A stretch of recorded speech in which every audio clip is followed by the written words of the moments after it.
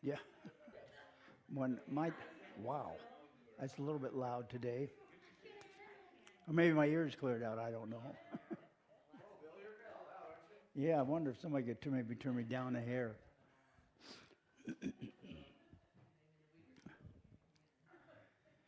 Yep. My dad, my real father, his hair was white at 55. So Marilee said, "Well, you'll be well. It's not white. It doesn't look like it's going to be white. It's going to be sprinkled." 40 is that new math? It when I went to that 50th reunion, there were probably there were over 100 people there, something quite a few, but I recognized maybe 3 people. The rest of them didn't look like themselves anymore. Then they told me who they were. Oh yeah, I know you. My class is one that has one reunion every 5 years since 1963. Uh, every 5 years, they. I don't know why, but in 1960, well, probably because in 1963 was the year that all the test scores peaked. The ACT and the SAT, they peaked that year. 1963. I didn't have anything to do with that, but there were kids in my class who did. We had, I can remember 4 or 5 of them that scored perfect scores and all that stuff. And after that, they started going downhill a little bit. Then in the 80s, they changed the test.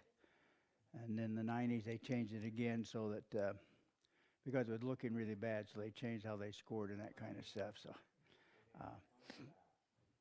the SAT, if you answer it wrong, they take off 2 points. If you leave it blank, they only take off 1. So it's like guessing isn't going to help you any at all. But it's like times change. I have in my hand the book that we're going to use next time. It's basically going to go through the whole Bible in 52 weeks. And you can look through it. It's got some good study questions. And I have a sheet of paper on the front of it if you'd like to have one. Want to order you one. They're $15 is each. I'm good with zeros. I can add them, subtract them, multiply, or divide them. And just write your name on that if you have a pen. If you don't, just scratch it, put your X in blood. Here, I'll even send a pen around with it. How's that? So we'll get those ordered so we can get started. And then the year after that, I picked out another book already so that we don't have to pray about it anymore. We got had Penny order 2, and then this one is the one that I think that going to be the most beneficial. By the time we get done with all these 52-week things, we're going to be presented with a lot of material from the Bible. I won't say we've learned it all, but we'll be presented with a lot of material, and had a much better understanding.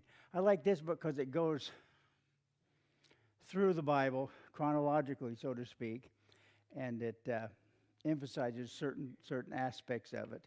You can look at the chapter titles and see what that is, and the questions that he asks us to ask ourselves are more thought-provoking, let's say, than the ones in the book that we got now. This book is way too heavy. Be carrying around all the time. So You can pass it around and kind of look through it. We've come to when Jesus healed the leper. He healed more than one leper.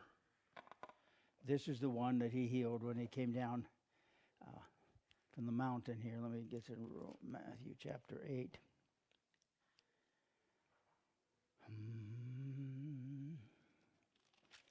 Matthew chapter 8, verse number 1. I have in my Bible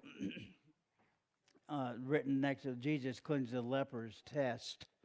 And it's something that he was just up on top of the mountain and was transfigured so that Peter, James, and John saw him as the God that he was. And then that's a pretty high point.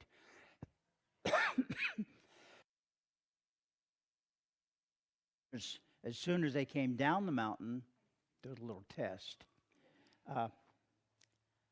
If you've ever experienced a high in your Christian life as something where God really spoke to you, or something happened that you really felt the presence of God, that's good, but just beware that there's coming a test next, because Satan does not want us to be there in the high all the time, so he's going to bring something to pass that will test your faith. And so what happened here, that Jesus came down in Matthew chapter 8, verse 28. So it was when Jesus ended his sayings, and that the people were astonished at his teaching, for he taught them as one having authority, not as the scribes. When he had come down from the mountain, great multitudes followed him, and behold, a leper came and worshipped him, saying, Lord, if you are willing, you can make me clean. This is not the only leper that Jesus healed while he was on earth. Remember, there was a time that there were 10 of them that came, and Jesus healed them, and he said, now go tell the priests. Sam, I'm going to hate to ask you, but I'm going to have to have a glass of water. Please, my mouth sucked all the moisture out of it.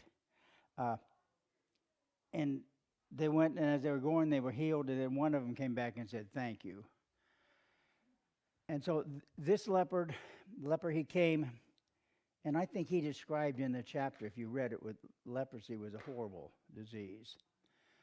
There are still leper colonies around the world and places today. It's not quite as ostracizing as it was then. We have things that we can do as far as medicine-wise and medical with doctors and things. So it's not quite, they don't have to live someplace by themselves and can't go around anybody anymore. It was bad enough that you couldn't live at home anymore, but every time you walked, you had to talk, leper coming, leper coming. I mean, that would be, you're talking about being ridiculed and feeling about the lowest of the low. If you had to walk around saying that, you remember is Nathaniel Hawthorne, who had the Scarlet Letter, kind of the same thing. It's a woman had to wear a scarlet A on her chest or hanging around her neck. Which, if just as a side note, how come the man didn't have to wear A around his neck? I just never quite understood that myself, but it's kind of the way it's always been. But it kind of makes you different to start with, and they had to say that. And so when they said that, everyone would kind of, oh, thank you, sneaking up on me there. Took the short. It is shorter, but those steps are steeper. Steep. And they must be 12-inch steps. I mean, there's only... That's the way you had to go down and go to the bathroom. I know, that's... So. You walk over the stage and everybody watched you go that way. I never did. I went out that way, and I don't care what temperature it was out. I went that way. That's right. Yes, it used to be getting up in church and walking down the aisle any place was just a no-no. I mean, nobody did that. If you did, you go to the outside wall and so no one would notice. Uh, I ran sound. Ray would run out of go, and I'd go up in the middle of it and change his batteries right while he was going. yeah, yeah. We've had the battery change on the fly before, and so, but this lady, this man lost his job, he lost his home, he lost his family basically because he was a leper. In Jesus' day, they all looked and felt that leprosy was caused by sin. And in a roundabout way it was because sin entered the world at Adam and Eve in the Garden of Eden, and because of sin, we all get sick now. If it wasn't for that, this is not going to work, I can see that. And so in a roundabout way, leprosy was caused by sin.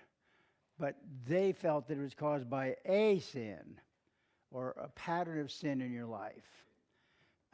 Jesus lets us know. Did your grandparents sin? Right. Sinned in the back and then it brought forward to you? Yeah, it wasn't just leprosy. Remember the blind man?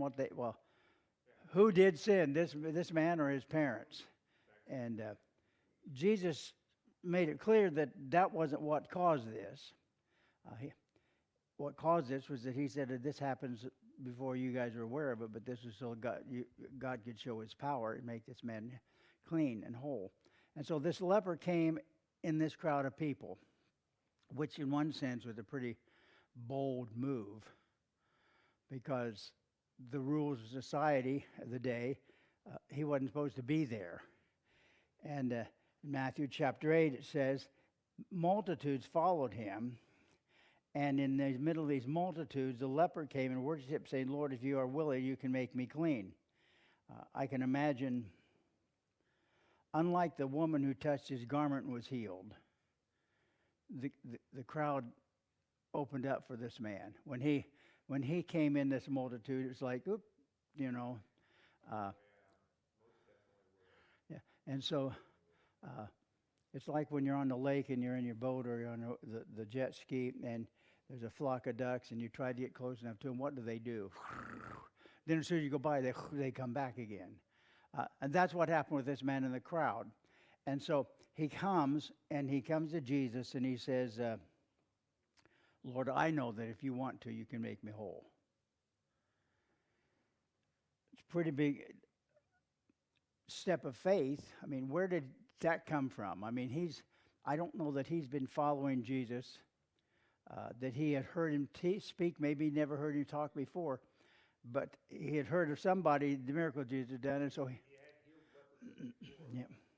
And I'm sure if it got back to that community, if they talked about the living in, it might get back to that. yes, but somehow he expressed faith. No, that's a pretty expensive pen. Thank you. Now, if you want to just give your money to Sue and tell her what it's for.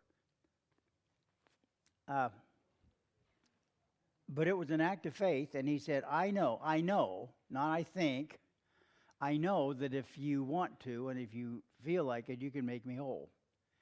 And so Jesus stopped in the midst of this multitude, and Jesus put out his hand and touched him, saying, I am willing to be cleansed. And immediately his leprosy was cleansed. The other lepers that Jesus healed, I don't think that he touched them. But this man, he reached out and grabbed his hand and said, come here, stand up. I will, you can be clean. And he goes into detail in a chapter about the human touch. And if you've ever walked through a crowd of people or something with a child and there's a loud noise, what do? Reach out and grab your hand or grab your pant leg or something. They want to know that you're there. The human touch carries a lot more value than we sometimes put on it. In Russia and China, they've done experiments with babies where when the child is born, they take one half of the group and hold them and pat them and sing to them and rock them and all that stuff. And the other half of the group, they just put in a bed and all they do is change them and feed them, and that's it. And then the difference in their personalities and in their physical growth between the two groups, the group that is touched and held and sung to responds and grows up. The other group is deficient in a lot of areas. And so they concluded that human touch with children is very important. I don't know what happened to the ones that didn't get it. I mean, they're just sunk. I know I brought up before, the people in the 2020s they had an experiment where they put a boy and a girl in the same room, didn't know each other, put their hands like just not quite touching each other on the table on this special glass, and they were filming it, and they asked them to kiss. Well, the glow around their fingers started getting a lot warm. Pretty soon it jumped the crack and was intermixing with each other. We have a connection with touch. When we touch someone, there's a whole lot more to us than we see. Yeah, it's important. And I'm sure Jesus had the same, quite a little bit of the same properties as we did, but in a lot larger way with the Holy Spirit. He got everything the Holy Spirit had, so he had a lot more. Some children grow up, especially with their fathers, never having experienced any positive reinforcement or touch. The saddest thing, we were at a men's seminar retreat in Alaska, up on one of the mountains up there. In Alaska, when you go to something like that, if you think you're driving off the end of the world, and all say, "Oh, look here! Here's this little village here in the middle of nowhere." And and it was, I was the oldest one there. Jeremy invited me, and so most of them were his age, late 30s, early 40s. And what astonished me was a number of those men who had never heard their father say, "I love you," or had never had their father touch them in a positive way. Now, some of them had been smacked around. And I thought, that's really sad. To be 40 years old and not have ever heard your dad say, "I love you." Now, we may have been overly lovey at my house, I'm not sure. But every night before you went to bed, you kissed your mother and your dad goodnight, then you went to bed. And if you forgot, oh yes, okay, then you came back and did it again. When we came home after I married, my kids, when we were in Alaska, those 5 years, we'd come home in the summer and we'd spend a month down in the lower 48, as they call it, up there. And we'd spend week and a half or so at my mother's out here, my dad. Every night before they went to bed, I kissed them goodnight. And they put their hand on me and touched me. I know what that's like. I know how that makes you feel. I cannot hardly imagine not having that. But I know that there's a lot of people who don't have that. And so Jesus, he didn't have to touch this leper. Did he? No. Cornelius came and said, "Well, my servant's ill," and Jesus said, "I'll come heal him." He said, No, you don't have to do that. Just give the word and he'll be healed. So he could have just spoke to this man, but he touched him for a number of reasons. One, I think, the fact that how long it had been since he had human touch. Yep. And so Jesus sent a big message in the fact when he touched this man, but he reached out and grabbed his hand, and he stood up and said, "Okay, be cleansed, to be made whole." And so at that moment it says he was made whole. It's interesting, and he brought this out in the book, that when Jesus touched him, that didn't heal him. But it sent a message. When he said, "Be cleansed," immediately his leprosy was over. But he was sending another message to that crowd standing around. Right. And so, have you ever heard the phrase about a doctor, they don't have any good bedside manner? There are some that don't. If you've never experienced it, good. If you have, then you know what I'm talking about.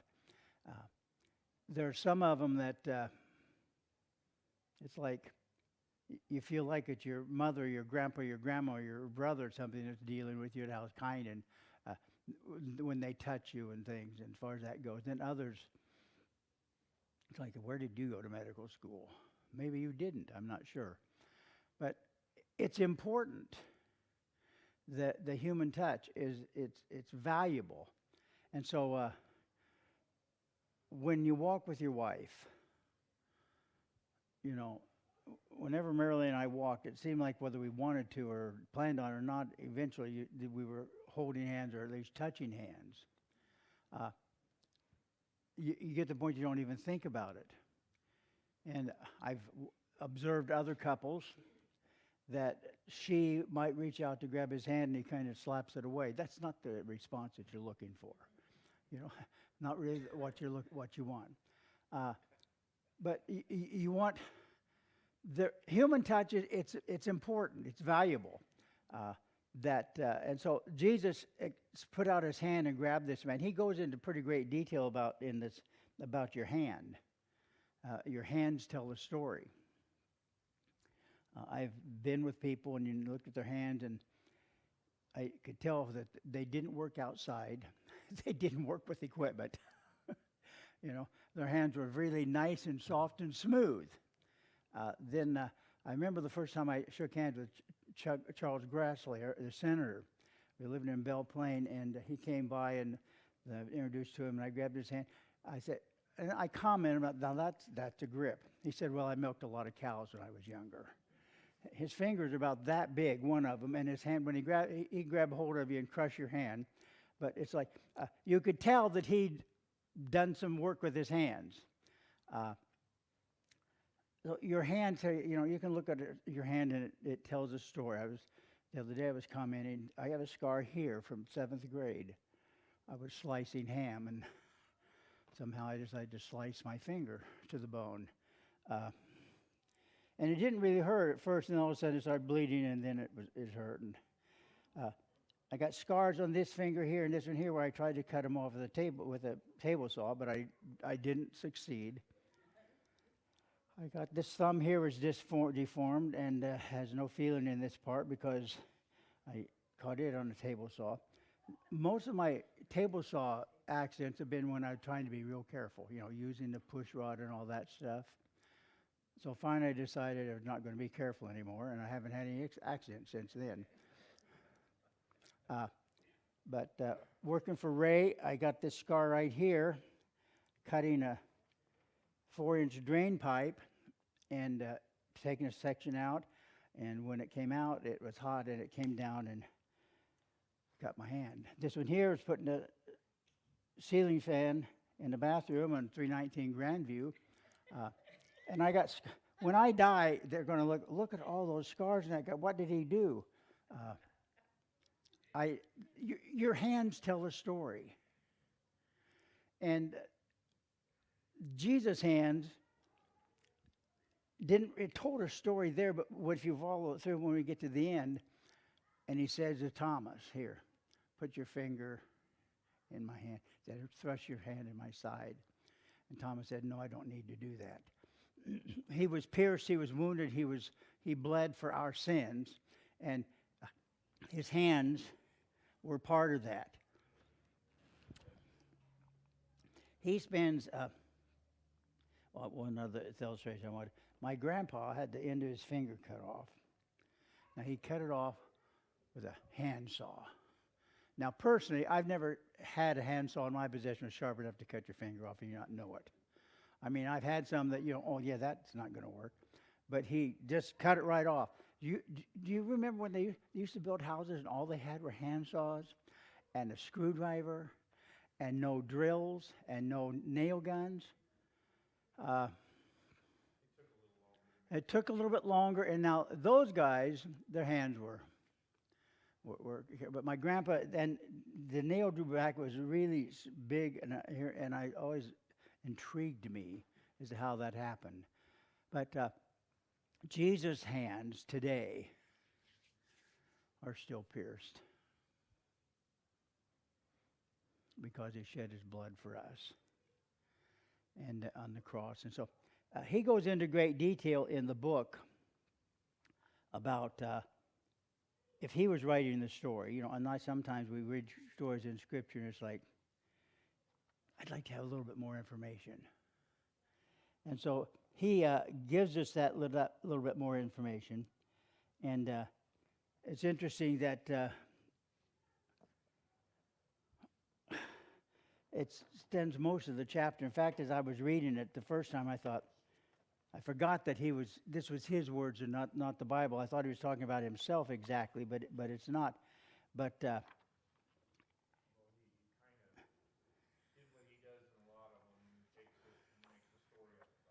right, he extrapolated and expanded the story that the Bible gives us. Doesn't contradict it. He just helps us to maybe understand a little bit better if we to go that way. He talks about being an outcast, and you don't have to have a leper or have to have cancer or anything else to be an outcast. You might say leprosy was kind of like AIDS to begin with. Nobody wanted to touch lepers. Nobody wanted to be near them. Yeah, that in the That would be a modern day leprosy. in the 70s, that was a really big deal. It maybe should be a big deal now, but it's not. It's like everything else we've had a man preacher uses an illustration talking about culture and what's accepted. He said, for hundreds of years, this was our culture here. This is what was accepted, and everybody kind of had an idea what it was. He said, and then along came, let's say, come back to the 60s, and you had a group of people who decided that they didn't want to do that. And so they watched their parents and work and do all this stuff and then retire. They wanted to retire early, so they just retired early. And there was this splinter group that kind of splintered off of the norm. And so what happens, after a while, the norm incorporates that splinter group. Those kids in the late 60s and 70s that we called the beatniks, or that they were out there, they ended up being elected to Congress and normal society.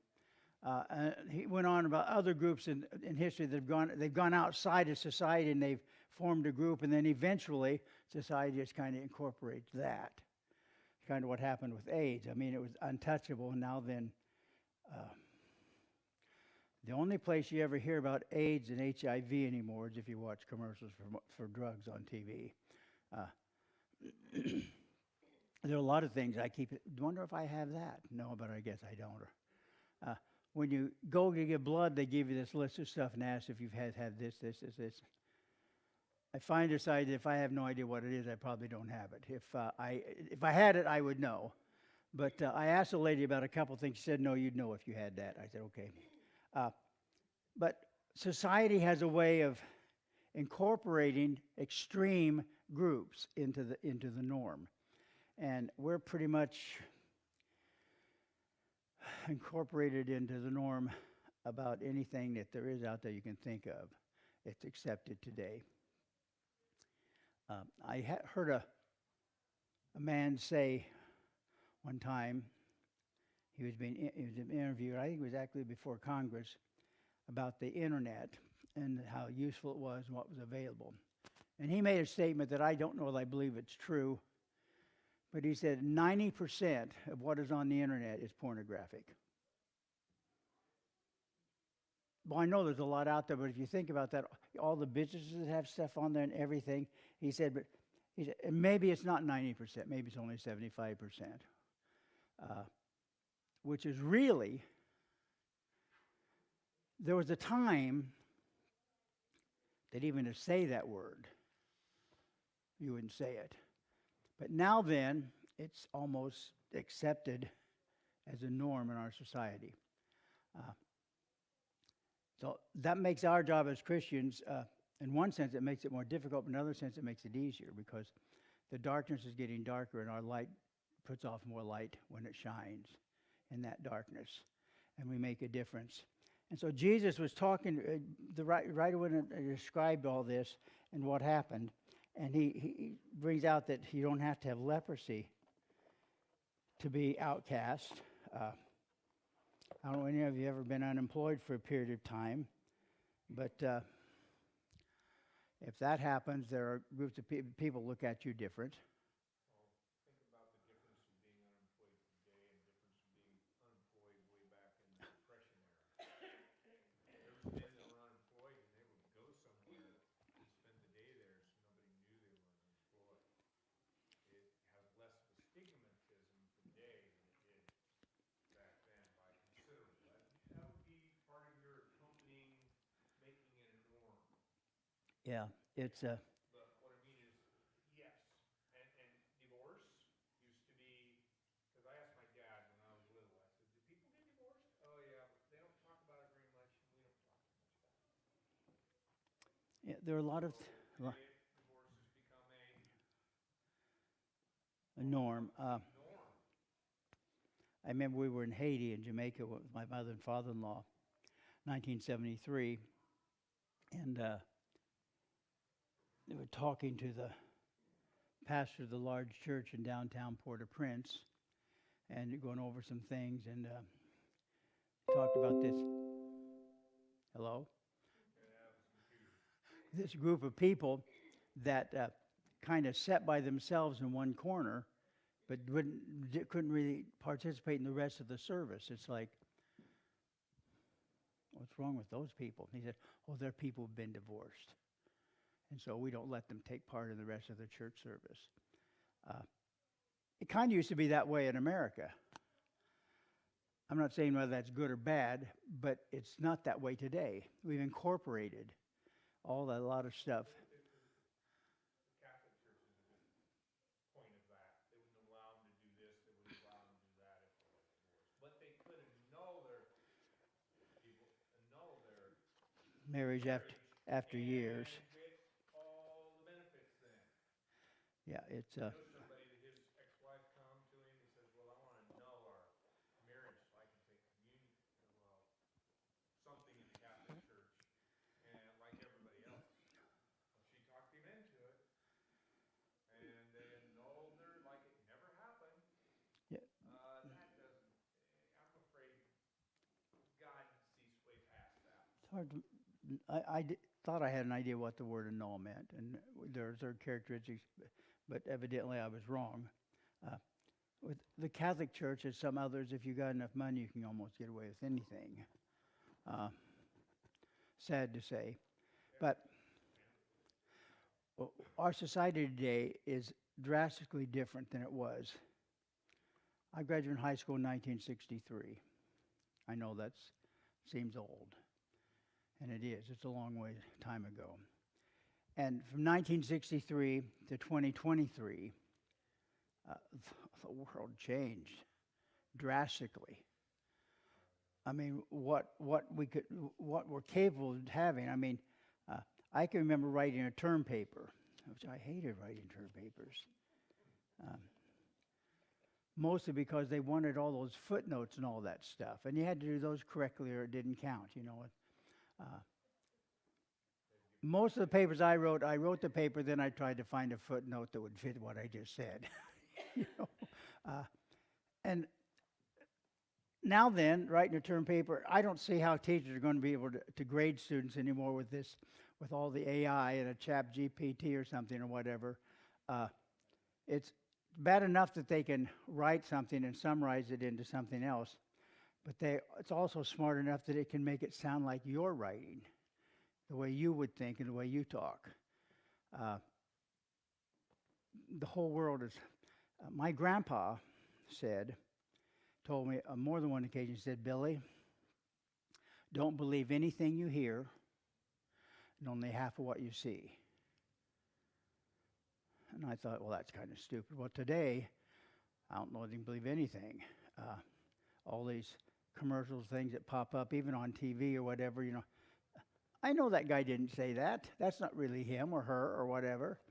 And so our world is getting to be more and more difficult to discern. You just don't understand. Everything on the internet is Yeah. real and true. Must be true. I saw it on the internet. Yeah, yeah. Jesus, in his world, he came and he was different than everybody else. And what attracted people to him, first there were the miracles, which made him different, but he talked about a different kind of a lifestyle. And he talked about doing things that nobody else did. The church in the beginning days, early days of our country, we're the ones that established all the orphanages. Churches are the one that established all the schools. When I was in high school in 1963, Princeton, there was one of the senior boys, of course it was a boy, got a book from Princeton because he was the top student in our class that had been accepted into Princeton. And they presented it to him on stage from someone who graduated from Princeton. He took it and whatever. They never said what the book was. It was a Bible. Now, I don't know if they do that anymore, but Princeton was started to train preachers and pastors. Yale and Harvard and all the rest of them were too. You can look at the big schools today, whether you look at Duke, which was a Methodist school. The Christians started the orphanages, they started education, they started hospitals, and then in general, in the late 40s and early 50s, someone told us that wasn't us. We were supposed to let the government take care of those things. So we stepped out of that and let the government take over control of that stuff. Yeah. Right. So we've started now. We accept that because that's just the way that it is. When I was in college, our school didn't take many government funds, so therefore you can do whatever you want to. And then it got the point that they started accepting the Pell Grant, which is a grant, not a loan, and students could get it. And then the government came in and said, well, since you're receiving government funds, you can't have chapel every day, or if you do have it, you can't require students to go, and all these things, and on and on. So there was a big court battle about that, and finally they just quit accepting the Pell Grant. So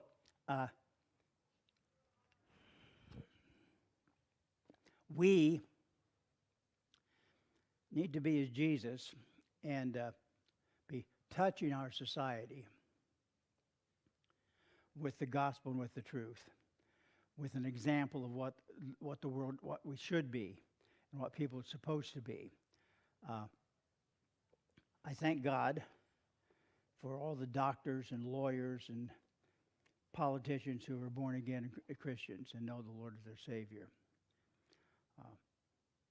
In another sense, it's like you don't have to be a Christian to be a lawyer or a doctor or a politician or some other field. But you do have to be a Christian to be a missionary or a pastor or a Christian day school teacher or whatever it is. And so there are still jobs that only Christians can do. There are things that only Christians can take part in, and we need to stand out in those fields. It used to be that if you said you were a Christian and you were, let's say, a doctor, you were looked down on by the big part of the medical field. Thank God that today there's so many Christian doctors that that's not necessarily true anymore. There are places it's still true. Whenever we've had surgery, never merely had surgery for something, we would always ask the doctor if it's okay if we prayed for him. Only had one doctor say, well, I'd rather you didn't, but we did anyway. Most of them are grateful, go ahead and do that. That's a little thing that every time, have a procedure, that's something that we can do as far as that goes. So just to shed a little bit of light. Sometimes the space between us and other people is a wall that we built. I don't know whether you remember Robert Frost wrote a poem about. He said, something there is that doesn't like a fence. And he goes on to talk about fences and how that there's always something knocking them down and this stuff. And some fences are good, but sometimes we build walls between us and other people. When in the late 70s, wearing a slacks to church was a big deal. I don't know that any of you remember that, but women weren't supposed to wear slacks to church. You know, I mean, bad enough they wore them to work, but not to church. And it was, depending on which circles you ran in, it was a big deal. There's a large church in the Detroit area that when a woman came in that had on slacks, they would ask her to go. They had this room that had multitude, lots and lots of different colors and sizes of skirts. And they would ask her to put on the skirt before she entered the auditorium. Now that to me seemed to be a little bit extreme, but that's what they did. And so the reputation got out that if you didn't want to wear a skirt, then you don't go there. It seems to me if we're going to die on a hill, that might not be the one we want to die on. You know, there might be a bigger mountain, something that's more important than that. And but we build walls sometimes between us and other people based on, sometimes it's based on truth and good. A lot of times it's based on something that, that's just the way we do it. Yes. We've always done it that way. Or we've never done it that way before. Kind of both two sides of the same coin. 7 words, we've never done it that way before. 6 words, we've always done it this way. And I have heard that more than one time in my years of ministry in different places. As well, that's a reason we can or can't do that. It's like, the big C word in medical field is cancer, and the big C word in the church is change. You're going to do what? We're going to change the light bulbs. I don't think we should do that. The old deacon, they needed more light in the church, and they were going to vote on whether buying a new chandelier. And he said he was against it because they couldn't afford it. It was too gaudy. Besides that, he said, we just need more light. Well, there are people like that. But our job and our position as Christians should be just like Jesus. He's in a multitude of people, and someone that needs help comes, and he reached out his hand and said, rise up, and he said, now you're healed, go your way. We need to be reaching people. I have come in contact with people, and I'm sure you have too, that you didn't really want to touch. Or you didn't really want to have them touch you. There are people like that. I had in a church in Quincy, a gentleman, he wasn't homeless, but he didn't have much. He lived in an apartment behind a motel, and I started picking him up and bringing him to church. And after about 3 or 4 Sundays, he said he wasn't coming back anymore. Okay. I asked him, I said, well, when I come in and sit down, he said, no one will sit close to me. They all back away. And I noticed in church there's this circle, and he's in the middle of it. Well, the reason was because he smelled so bad. And I mentioned that to him. I thought I was polite about it. But he never came back. No one wants to sit next to somebody who smells and stinks. I'm guessing probably Jesus would. And there are people that we need to touch either physically or emotionally or with our presence to try to share the gospel with them and bring them to Jesus Christ. When we were growing up, children did not play with toys in the living room. You could play in the kitchen. You could play in your bedroom. But you did not bring toys into the living room. The southern thing, my dad, that was just the standard. So we knew that. We never played with toys in the living room.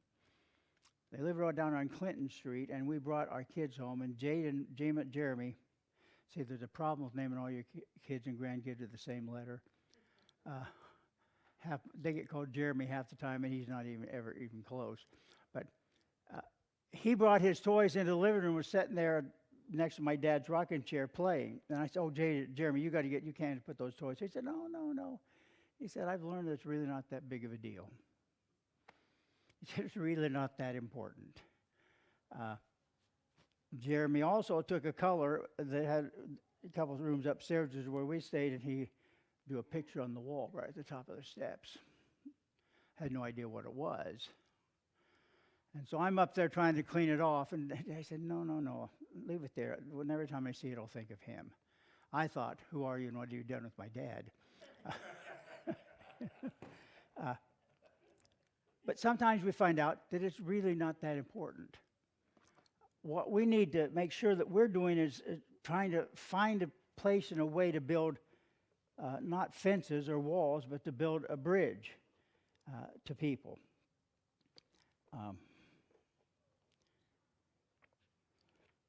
Trying to read what these questions.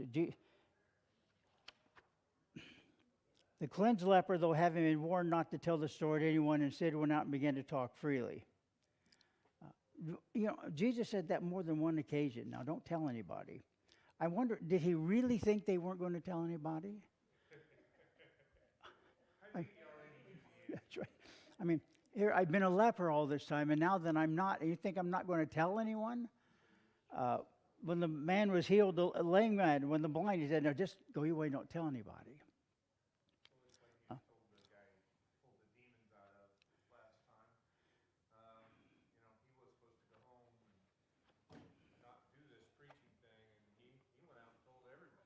Right.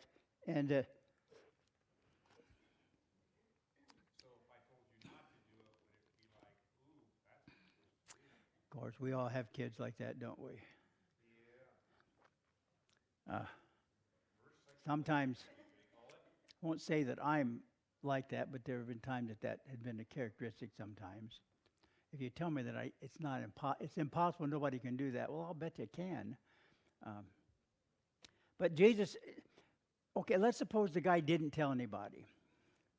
So he's walking down the street hand in hand with his wife and his family, and people are going to notice. What happened to you? Well, he's going to tell them what happened. You need to talk at church? Yeah, that's right. You need to talk at church. What happened to him? And so we can learn a lot from this, because I'm not going to go around healing any lepers. But I just need to make sure that that in the world, in my world, which is, there's the world that most of it I have no influence or no contact with. Jesus said to go to Jerusalem and to Samaria, to Judea and the uttermost part of the earth. I've been to South Africa, which is down at the bottom. I've been to Alaska, which is pretty close to the top. But I haven't been to all of it. Most of that I just flew over in a plane. And so I'm not going to have any influence in most of that world. But I have a world that I live in and move in. We had a friend in Michigan who was a traveling salesman. And he said, my world is bigger than yours. He said, because I drive all over the Midwest. And so when Jesus asked me to reach the world, I think he's talking about me to reach my world, my circle of influence. And so we need to be faithful to do that. Jesus says, here, let me touch you. And but that person that you may be touching, and maybe they're around the other side of the world. and we never know. We never know the influence that we're going to have for positivity or negativity. And so we just need to be faithful, to be, Teddy Roosevelt said, do what you can with what you have where you are. Pretty good advice. Father, we love you and thank you for your goodness. Thank you for the fact that you came into this world and you stood as a light in the darkness. You gave us the opportunity and the ability to follow you and to change ourselves, to change our our permanent residence, so we can spend eternity with you.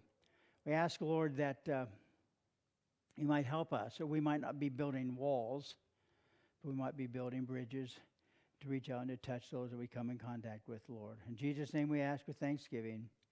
Amen.